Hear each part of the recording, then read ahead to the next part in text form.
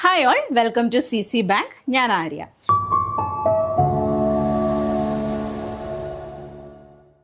അപ്പം ഞാൻ ഇന്ന് വന്നിരിക്കുന്നത് നമ്മുടെ GK പോർഷനിൽ പ്രീവിയസ് ഇയറിൽ ചോദിച്ചിട്ടുള്ള കുറച്ച് ക്വസ്റ്റ്യൻസ് ഡിസ്കസ് ചെയ്യാൻ വേണ്ടിയിട്ടാണ് കേട്ടോ. നമുക്കറിയാം GK പോർഷൻ വളരെ ഇമ്പോർട്ടൻ്റ് ആയിട്ടുള്ള ഒരു ഏരിയ ആണ്. അപ്പോൾ അതിൽ നമുക്ക് മുൻ വർഷങ്ങളിൽ ചോദിച്ചിട്ടുള്ള ചോദ്യങ്ങൾ ഓരോന്നായിട്ട് പഠിച്ചു പോകാം. അപ്പോൾ അതിന് മുമ്പായിട്ടൊരു കാര്യം ഓർമ്മിപ്പിക്കട്ടെ. നമ്മുടെ CCയിൽ പഠിച്ച് ഫസ്റ്റ് റാങ്ക് ഉൾപ്പെടെ വിവിധ റാങ്കുകളിലായിട്ട് കേരള ബാങ്കിലേക്ക് എത്തിപ്പെട്ടിട്ടുള്ള വിജയികളാണ് ഇവർ. അപ്പോൾ നമുക്കറിയാം ഇവരെ പോലുള്ളവരാണ് നമുക്ക് പ്രചോദനം എന്ന് പറയുന്നത് അല്ലേ. അപ്പോൾ ഇതിനായിട്ട് നിങ്ങൾ നല്ലൊരു അവസരത്തിനായിട്ട് ഇപ്പോൾ പ്രയത്നിച്ചുകൊണ്ടിരിക്കുമായിരിക്കും. അപ്പോൾ നിങ്ങളുടെ മുന്നിൽ മികച്ചൊരു അവസരമാണ്. നമ്മുടെ CCയിലെ പുതിയ കോഴ്സുകൾ ആരംഭിച്ചിട്ടുണ്ട്.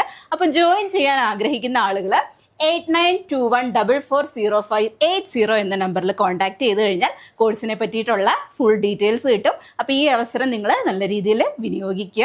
അപ്പോൾ എത്രയും വേഗം തന്നെ കോൺടാക്ട് ചെയ്യുക കേട്ടോ.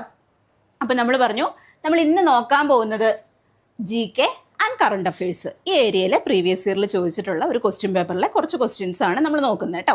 അപ്പം നമുക്ക് ഓരോ ക്വസ്റ്റ്യൻസ് ആയിട്ട് നോക്കാം. First question: The economic reforms in India were carried out in the year. അപ്പോൾ എക്കണോമിക് റീഫോംസിന്റെ ഭാഗത്ത് നിന്നുള്ളൊരു ക്വസ്റ്റ്യൻ ആണ്. ഏത് വർഷമാണ് എന്നതാണ് ക്വസ്റ്റ്യൻ.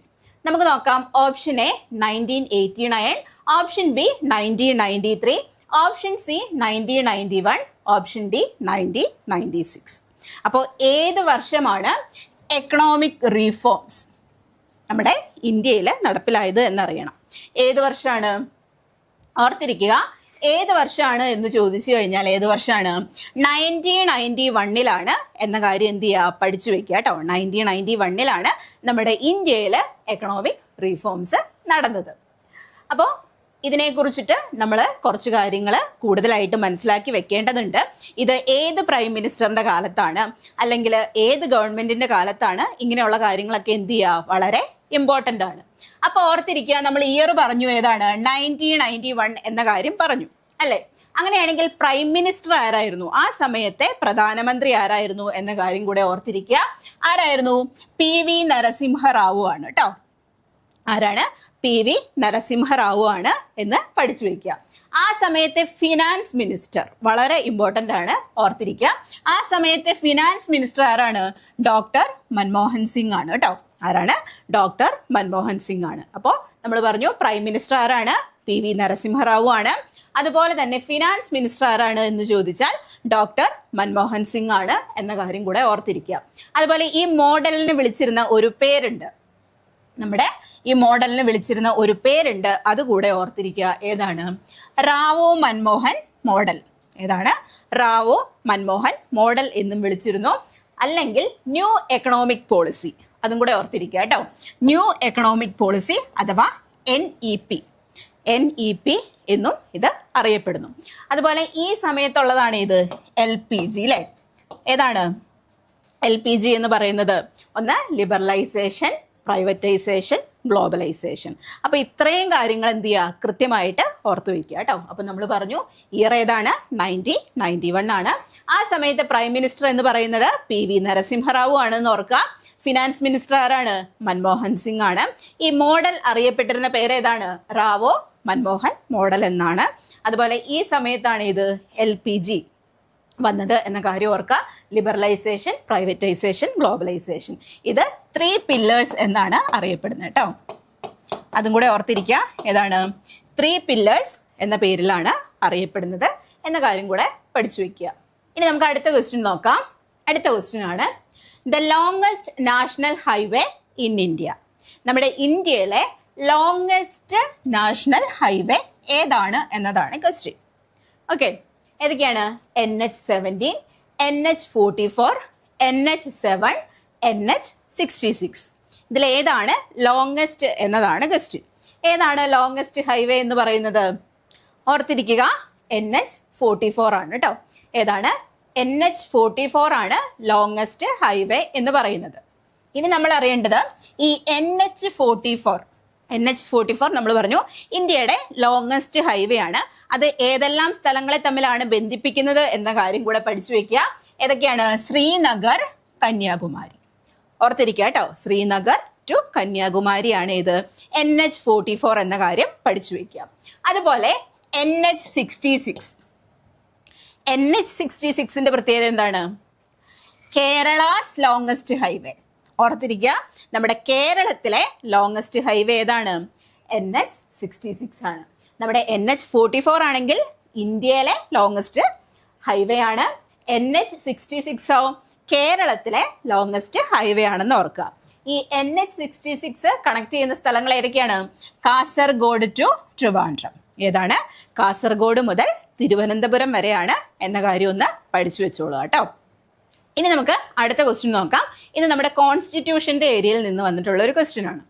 നോക്കിക്കേ, participation of workers in management of industries, promotion of internal peace and security, equal justice and free legal aid, leaving village, etc. For workers, these subjects are included under dash dash in the Indian Constitution. അപ്പോൾ ഈ തന്നിരിക്കുന്ന കാര്യങ്ങൾ നമ്മുടെ Indian കോൺസ്റ്റിറ്റ്യൂഷനിൽ ഏത് ഭാഗത്താണ് ഉൾപ്പെടുന്നത് എന്നതാണ് question. Okay, അപ്പൊ ഇതിൽ ചോദിച്ചേക്കുന്ന കാര്യങ്ങൾ എന്തൊക്കെയാണ്? ഒന്ന്, participation of workers in management of industries. രണ്ടാമത്തെ കാര്യം എന്താണ്? Promotion of internal peace and security. മൂന്നാമത്തെ കാര്യം ഏതാണ്? Equal justice and free legal aid. നാലാമത്തേതാണ് ലീവിങ് വേജ്. അപ്പം ഇത്തരം കാര്യങ്ങൾ ഏതിലാണ് ഉൾപ്പെടുന്നത് എന്നതാണ് ക്വസ്റ്റ്യൻ. ഇനി നോക്കിയേ, തന്നിരിക്കുന്നത് നമുക്ക് നോക്കാം. Part 4A. Part 4A fundamental duties. Part ഏതാണ് വരുന്നത്? Services under the union and the States ആണ് വരുന്നത്. അടുത്തതാണ് പാർട്ട് 21. അതിൽ വരുന്ന ഏതൊക്കെയാണ്? Temporary, transitional and special provisions. Part 4 directive principles of state policy. ഇതിലെ ഏത് ഭാഗത്താണ് വരുന്നത് എന്നതാണ് ക്വസ്റ്റ്യൻ. ഏതിലാണ്? പാർട്ട് 4A പാർട്ട് 14 പാർട്ട് 21 അഥവാ പാർട്ട് 4 ഏതിലാണ് വരുന്നത്? ഓർത്തിരിക്കുക, പാർട്ട് 4 വരുന്നത് കേട്ടോ. ഏതിലാണ്? പാർട്ട് 4 വരുന്നത്. അഥവാ ഏതാണ്? Directive principles of state policy. എന്താണ് directive principles of state policy എന്ന് പറഞ്ഞു കഴിഞ്ഞാൽ, നമ്മുടെ രാഷ്ട്രം ഒരു ക്ഷേമരാഷ്ട്രമായിട്ട് മാറ്റുവാനായിട്ട് നിർദ്ദേശിക്കുന്ന കുറച്ച് നിർദ്ദേശങ്ങളാണ് ഇതിൽ ഉൾക്കൊള്ളുന്നത്. ഡയറക്റ്റീവ് പ്രിൻസിപ്പിൾസ് ഓഫ് സ്റ്റേറ്റ് പോളിസിയിൽ ഉൾപ്പെടുന്നത് അല്ലേ. അതായത് കുറച്ച് പ്രിൻസിപ്പിൾസ്, മലയാളത്തിൽ പറയുവാണെങ്കിൽ എന്താണ്? നിർദ്ദേശക തത്വങ്ങൾ എന്ന് പറയും അല്ലേ. ഇതിലെന്താണ്? ഗാന്ധിയൻ പ്രിൻസിപ്പിൾസ് ഒക്കെ എന്ത് ചെയ്യുന്നുണ്ട്? ഉൾപ്പെടുന്നുണ്ട് എന്ന കാര്യം ഒന്ന് ഓർത്തിരിക്കുക കേട്ടോ. അപ്പൊ നമ്മൾ ഇവിടെ നിന്ന് തന്നെ പഠിച്ചു ഏത് ഭാഗത്താണ് directive principles of state policy ഉൾക്കൊള്ളുന്നത്. അത് നമ്മൾ പറഞ്ഞു ഏതാണ്? പാർട്ട് 4 അല്ലേ. പാർട്ട് 4 ഇന്ത്യൻ കോൺസ്റ്റിറ്റ്യൂഷനിലെ പാർട്ട് 4 ഏത് ഉൾക്കൊള്ളുന്നത്? Directive principles of state policy ഉൾപ്പെടുന്നത്. അതുപോലെ ആർട്ടിക്കിൾ കൂടെ നമ്മൾ പഠിച്ചു വെക്കുക. ഏതൊക്കെ ആർട്ടിക്കിളുകളാണ്? Articles 36 to 51. ഏതൊക്കെയാണ്? 36 മുതൽ 51 വരെ. ഏതൊക്കെയാണ്? 36 മുതൽ 51 വരെയുള്ള ആർട്ടിക്കിളുകളിലാണ് എന്ത് ഉൾപ്പെടുന്നത്? Directive principles of state policy ഉൾപ്പെടുന്നത്. അതുപോലെ ഇത് നമ്മൾ എവിടെ നിന്നാണ് കടമെടുത്തത് എന്നതാണ് നമ്മൾ അടുത്ത് അറിഞ്ഞിരിക്കേണ്ടത്. ബോറോവ്ഡ് ഫ്രം എവിടെ നിന്നാണ്? The Irish constitution. അതുകൂടെ പഠിച്ചു വെക്കുക കേട്ടോ. എവിടെ നിന്നാണ്? ദ ഐറിഷ് കോൺസ്റ്റിറ്റ്യൂഷൻ എന്ന കാര്യം ഒന്ന് പഠിച്ചു വെച്ചുകൊള്ളുക. അതുപോലെ അതിന്റെ നേച്ചർ എങ്ങനെയാണ്? അതും കൂടെ നമ്മൾ ഓർത്തിരിക്കണം. ഏതാണ്? നോൺ ജസ്റ്റീഷ്യബിൾ ആണ് കേട്ടോ. ഏതാണ്? നോൺ ജസ്റ്റീഷ്യബിൾ ആണ്. നമുക്കറിയാം നമ്മുടെ ഫണ്ടമെന്റൽ റൈറ്റ്സിന്റെ ഒക്കെ കാര്യം വരുമ്പോൾ അത് ജസ്റ്റീഷ്യബിൾ ആണ്. നമുക്ക് ഏതെങ്കിലും തരത്തിൽ ലംഘിക്കപ്പെട്ടു എന്ന് തോന്നിയാൽ എന്ത് ചെയ്യാം? കോടതിയെ സമീപിക്കാൻ സാധിക്കും. പക്ഷേ നിർദ്ദേശക തത്വങ്ങൾ എന്താണ്? നോൺ ജസ്റ്റീഷ്യബിൾ ആണ് എന്ന കാര്യം നമ്മൾ മനസ്സിൽ വെക്കുക കേട്ടോ. This means you cannot go to court if the government fails to fulfil them. ഓർത്തിരിക്കുക കേട്ടോ. നമുക്ക് ഫണ്ടമെന്റൽ റൈറ്റ്സ് പോലെ എന്ത് ചെയ്യാൻ സാധിക്കില്ല? കോർട്ടിനെ സമീപിക്കാൻ സാധിക്കില്ല എന്ന കാര്യം പഠിച്ചു വെക്കുക. അപ്പം നമ്മൾ ഇവിടെ ഓർത്തിരിക്കേണ്ട കാര്യം, ഇപ്പം നമ്മൾ ഫണ്ടമെന്റൽ റൈറ്റ്സ്, ഫണ്ടമെന്റൽ ഡ്യൂട്ടീസ്, അതുപോലെ നിർദ്ദേശക തത്വങ്ങൾ, ഇതൊക്കെ പഠിക്കാൻ നേരത്ത് ഇതൊക്കെ നമ്മൾ ഏത് രാജ്യത്ത് നിന്നാണ് കടമെടുത്തത്, ഏത് ഭാഗത്താണ് ഉൾപ്പെടുന്നത്, ഇങ്ങനെയുള്ള കാര്യങ്ങളൊക്കെ എന്ത് ചെയ്യുക? കൃത്യമായിട്ട് പഠിച്ചു വെക്കുക കേട്ടോ. അപ്പോൾ DPSPയുടെ കാര്യം ഒന്നോടെ പറയാം. പാർട്ട് 4 ആർട്ടിക്കിൾ 36 to 51 ആണ് എന്ന് ഓർക്കുക. ഐറിഷ് കോൺസ്റ്റിറ്റ്യൂഷനിൽ നിന്നാണ് നമ്മൾ കടമെടുത്തത് എന്ന് പഠിച്ചു വെക്കുക. അതുപോലെ ഇത് നോൺ ജസ്റ്റീഷ്യബിൾ നേച്ചർ ആണ് എന്ന കാര്യം കൂടെ ഓർത്തു വെക്കുക കേട്ടോ. ഇനി നമുക്ക് അടുത്ത ക്വസ്റ്റ്യൻ നോക്കാം. From among the following which one is not a classical language?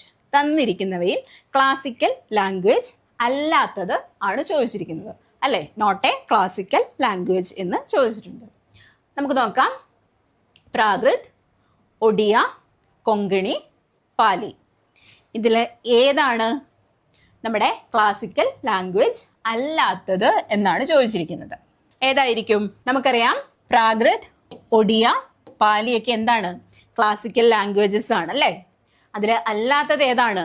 കൊങ്കിണിയാണ് എന്ന കാര്യം കൂടെ ഓർത്തിരിക്കുക. മൊത്തം എത്ര ക്ലാസിക്കൽ ലാംഗ്വേജസ് ആണുള്ളത് എന്ന് ചോദിച്ചാൽ 11 എണ്ണമാണ് ഉള്ളത് എന്ന കാര്യം കൂടെ എന്ത് ചെയ്യുക? പഠിച്ചു വെക്കുക കേട്ടോ. മൊത്തം എത്രയാണ്? 11 ക്ലാസിക്കൽ ലാംഗ്വേജുകളാണ് ഉള്ളത്. അപ്പോൾ ഒന്നുകൂടെ ഒരു കാര്യം ഓർമ്മിപ്പിക്കട്ടെ, നമ്മൾ CSEBയുടെ കോഴ്സുകൾ ആരംഭിച്ചിട്ടുണ്ട്. അപ്പോൾ എത്രയും വേഗം തന്നെ എന്ത് ചെയ്യുക? ജോയിൻ ചെയ്യാൻ നോക്കുക. 3 മാസത്തെയും 6 മാസത്തെയും കോഴ്സുകൾ അവൈലബിൾ ആണ്. അപ്പോൾ ജോയിൻ ചെയ്യാൻ ആഗ്രഹമുള്ള ആളുകൾ 8921440580 എന്ന നമ്പറിൽ കോൺടാക്ട് ചെയ്യുക കേട്ടോ. അപ്പോൾ നമ്മൾ പറഞ്ഞു 11 ക്ലാസിക്കൽ ലാംഗ്വേജസ് ആണ് ഉള്ളതെന്ന് പറഞ്ഞു, അല്ലേ? അപ്പോൾ ഓർക്കുക, 11 official classical languages in India.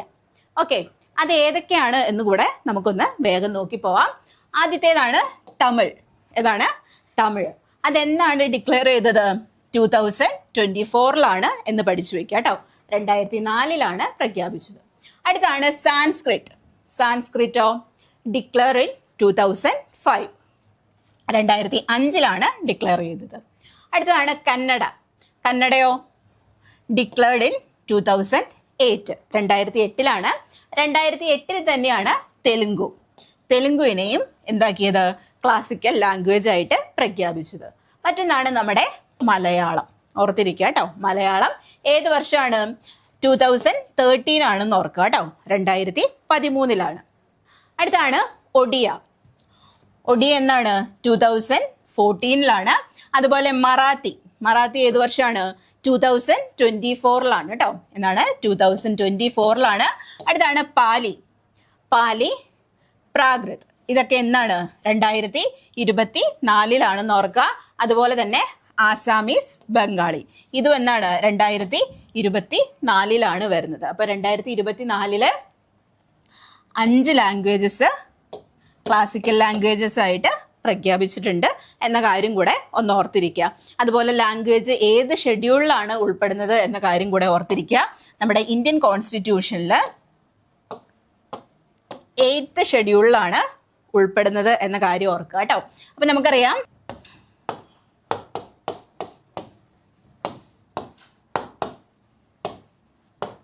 Language 8 letters ആണുള്ളത്, അല്ലേ? 8 ലെറ്റേഴ്സ് ആണുള്ളത്. അപ്പോൾ ഏത് ഷെഡ്യൂളിലാണ് എന്ന് ചോദിച്ചാൽ ഓർത്തിരിക്കുക, 8ാമത്തെ ഷെഡ്യൂളിലാണ് ലാംഗ്വേജ് വരുന്നത്. 8 ലെറ്റേഴ്സ് ആണുള്ളത് എന്ന കാര്യം ഒന്ന് ഓർത്തു വയ്ക്കുക കേട്ടോ. അടുത്ത ക്വസ്റ്റ്യൻ നമുക്ക് നോക്കാം. Which one of the following is an important rabi crops? അപ്പോൾ ക്രോപ്സുകൾ വളരെ ഇമ്പോർട്ടൻ്റ് ആണ്, പഠിച്ചു വെക്കേണ്ട ഒരു ഏരിയ ആണ് കേട്ടോ. അപ്പോൾ ഇമ്പോർട്ടൻറ്റ് റാബി ക്രോപ്സ് തന്നിരിക്കുന്നവയിൽ ഏതാണ് എന്നതാണ് ക്വസ്റ്റ്യൻ. ഗ്രൗണ്ട് നട്ട്, പാഡി, റാഗി, വീറ്റ്. അപ്പം ഇതിൽ ഏതാണ് റാബി ക്രോപ്പ്? ഓർത്തിരിക്കുക, ഏതാണ്? വീറ്റ് ആണ് കേട്ടോ. ഏതാണ്? വീറ്റ് ആണ് ഇതിൻ്റെ ആൻസർ ആയിട്ട് വരുന്നത് എന്ന കാര്യം ഒന്ന് പഠിച്ചു വെക്കുക കേട്ടോ. അപ്പോൾ ഓർത്തിരിക്കുക, വളരെ ഇമ്പോർട്ടൻ്റ് ആയിട്ടുള്ള ഒരു ഏരിയ ആണ് ക്രോപ്സ് എന്നുള്ളത്. അത് കൃത്യമായിട്ട് തന്നെ പഠിച്ചു വെക്കുക കേട്ടോ. നമുക്ക് ഏതൊക്കെയാണെന്ന് നോക്കാം. ആദ്യത്തെയാണ് ഖാരിഫ്. ഖാരിഫ് എന്നാണ്? മൺസൂൺ കാലത്താണെന്ന് ഓർക്കുക കേട്ടോ. മൺസൂണിലാണ്. Planted in June. എപ്പോഴാണ്? ജൂൺ ടു ഒക്ടോബർ ആണ് എന്ന് ഓർക്കുക കേട്ടോ. Planted in June, harvested in October. Needs lots of rain and heat. കൂടുതൽ മഴയും ചൂടും ഒക്കെ ആവശ്യമുണ്ട്, അല്ലേ? അപ്പോൾ അതിനുള്ള എക്സാമ്പിൾസും കൃത്യമായിട്ട് പഠിച്ചു വെക്കുക. റൈസ്, കോൺ, കോട്ടൺ എന്നിവയൊക്കെ എന്താണ്? ഖാരിഫ് ക്രോപ്സ് ആണ് എന്ന് ഓർത്തിരിക്കുക കേട്ടോ. അടുത്താണ് റാബി. റാബിയോ വിന്റർ സീസണിലാണ് വരുന്നത്. Planted in November, harvested in April. ഓർത്തിരിക്കുക, needs cool dry weather. Okay, ഇതിൻ്റെ എക്സാമ്പിൾസ് വരുന്ന ഏതൊക്കെയാണ്? വീറ്റ്, പീസ്, മസ്റ്റാർഡ് എന്നിവയാണ് ഏത്? റാബി ക്രോപ്സിന് എക്സാമ്പിൾ എന്ന് പറയുന്നത്. ഓക്കെ, അടുത്താണ് സെയ്ദ്. സെയ്ദോ സമ്മർ സീസണിലാണ് വരുന്നത്. Planted in March, harvested in June. Needs hot weather and sunshine. Okay, ഇതിന്റെ എക്സാമ്പിൾ കൂടെ പഠിച്ചു വെക്കുക. വാട്ടർമെലൺ, കുക്കുംബർ എന്നിവയാണ് കേട്ടോ. ഏതൊക്കെയാണ്? വാട്ടർമെലൺ, കുക്കുംബർ എന്നിവയാണ്. അപ്പോൾ ഓരോ ക്രോപ്സും പഠിച്ചു വെക്കുക, അതിൻ്റെ സീസൺ പഠിച്ചു വെക്കുക, അഥവാ ഏതൊക്കെ മാസങ്ങളിലാണ് വരുന്നത് എന്ന കാര്യവും അതിൽ ഉൾപ്പെടുന്ന അതിൻ്റെ എക്സാമ്പിളും കൃത്യമായിട്ട് പഠിച്ചു വെക്കുക കേട്ടോ. ഈ ഭാഗത്ത് നിന്ന് ഇനി നമുക്ക് ഇനിയും ക്വസ്റ്റ്യൻസ് പ്രതീക്ഷിക്കാവുന്ന ഒരു ഏരിയയാണിത്. അടുത്ത ക്വസ്റ്റ്യൻ നോക്കാം. Who won the 2025 Ezhuthachan award? അപ്പൊ 2025 എഴുത്തച്ഛൻ പുരസ്കാരം നേടിയത് ആരാണ് എന്നതാണ് question. NS Madhavan, SK Vasanthan, KG Sankara Pillai, Sethu. അപ്പൊ ഇതിലാർക്കാണ് 2025 എഴുത്തച്ഛൻ പുരസ്കാരം ലഭിച്ചത്? ഓർത്തിരിക്കുക, KG ശങ്കരപിള്ളയ്ക്കാണ് കേട്ടോ. KG ശങ്കരപിള്ളയ്ക്കാണ് ലഭിച്ചത്. എന്നാൽ 2024 ലഭിച്ചത് ആർക്കാണ്? NS മാധവനാണ് എന്ന കാര്യം കൂടെ ഒന്ന് ഓർത്തിരിക്കുക കേട്ടോ. ആർക്കാണ്? NS മാധവൻ. അടുത്ത ക്വസ്റ്റ്യൻ.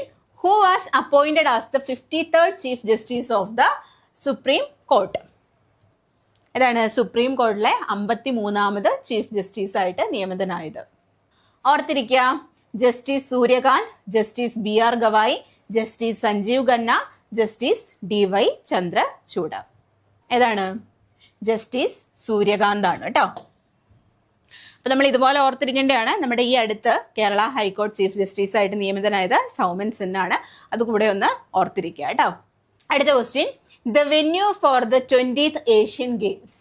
20ാമത് ഏഷ്യൻ ഗെയിംസിന്റെ വേദി ഏതാണ്? വേദികൾ വളരെ ഇമ്പോർട്ടൻ്റ് ആണ്, പഠിച്ചു വെച്ചോളുക.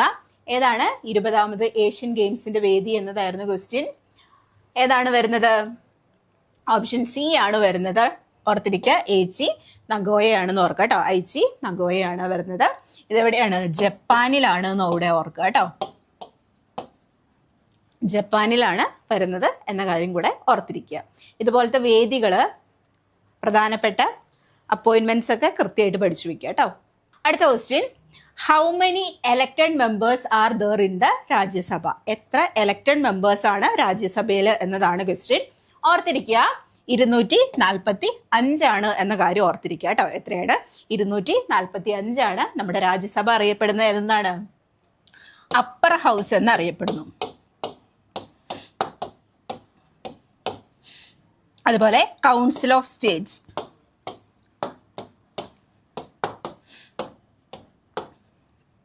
ലോക്സഭ അറിയപ്പെടുന്നതോ?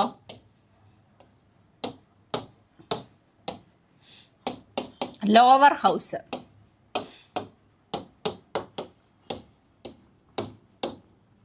ഓർത്തിരിക്കുക. അതുപോലെ ഹൗസ് ഓഫ് പീപ്പിൾ.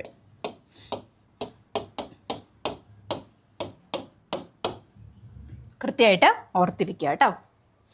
അപ്പോൾ നമ്മൾ പ്രീവിയസ് ഇയറിൽ ചോദിച്ചിട്ടുള്ള കുറച്ച് GK ക്വസ്റ്റ്യൻസും കറണ്ട് അഫയേഴ്സ് ക്വസ്റ്റ്യൻസും പരിചയപ്പെട്ടു. അപ്പോൾ ഇതുപോലെ നമ്മൾ അടുത്തൊരു ക്ലാസ്സിലും നിങ്ങൾക്ക് വേണ്ടുന്ന GK ക്വസ്റ്റ്യൻസ് ആയിട്ട് വരുന്നതായിരിക്കും കേട്ടോ. ഒരു കാര്യം കൂടെ ഓർമ്മിപ്പിക്കട്ടെ, നമ്മുടെ CC ലേണിംഗ് ആപ്പ് ഡൗൺലോഡ് ചെയ്യാത്ത ആരെങ്കിലും ഉണ്ടെങ്കിൽ എത്രയും വേഗം തന്നെ ഡൗൺലോഡ് ചെയ്യുക. അത് ഗൂഗിൾ പ്ലേ സ്റ്റോറിലും ആപ്പ് സ്റ്റോറിലും അവൈലബിൾ ആണ്. അതിൽ ഫ്രീ ഡെയിലി മോക്ക് ടെസ്റ്റ്, അതുപോലെ തന്നെ daily free quiz and current affairs, previous year question PDF, rank and performance analysis എല്ലാം അവൈലബിൾ ആണ്. അപ്പോൾ ഇതുപോലെ നമുക്ക് മറ്റൊരു സെഷനുമായിട്ട് വീണ്ടും കാണാം. Thank you.